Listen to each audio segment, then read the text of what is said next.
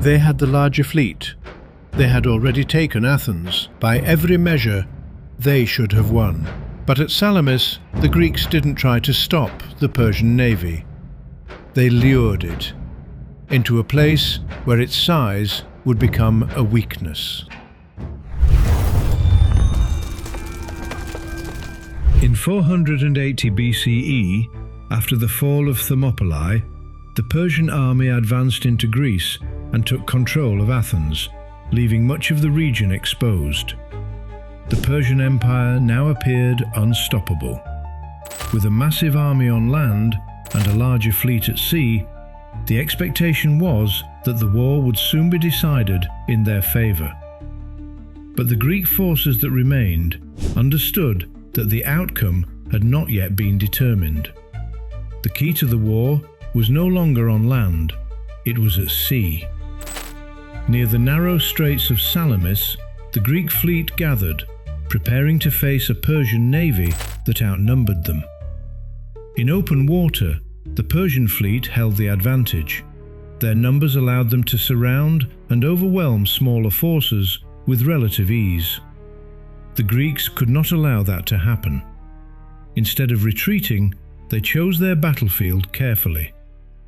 The Straits of Salamis were narrow and restrictive, limiting how many ships could engage at once and reducing the effectiveness of the larger Persian fleet. But positioning alone was not enough. The Persians needed to be drawn into the strait. Greek leadership understood this, and a decision was made to force the confrontation on their terms. A message was sent to the Persian command, suggesting that the Greek fleet was preparing to withdraw. It was a calculated move. If the Persians believed the Greeks were retreating, they would move quickly to intercept and trap them. And that is exactly what happened. The Persian fleet advanced into the strait, committing their forces into the confined space. But once inside, their numerical advantage began to work against them. Ships became crowded, movement was restricted, coordination broke down. The Greek fleet, operating in tighter formation, was able to maneuver more effectively, targeting isolated Persian vessels and maintaining control of the engagement.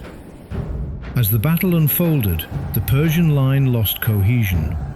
What had been an organized advance became increasingly disordered. Ships collided, commands became harder to execute. The confined space turned their strength into a weakness. The Greeks pressed their advantage.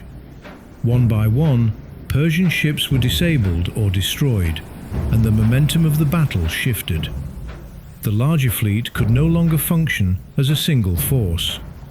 The engagement became fragmented, and the outcome became unavoidable. The Persian navy was forced to withdraw. The result at Salamis changed the direction of the war. For the first time, the Persian advance had been decisively checked at sea. Without naval dominance, sustaining the campaign in Greece became significantly more difficult. The balance of the war had shifted, and what had once seemed inevitable was no longer certain.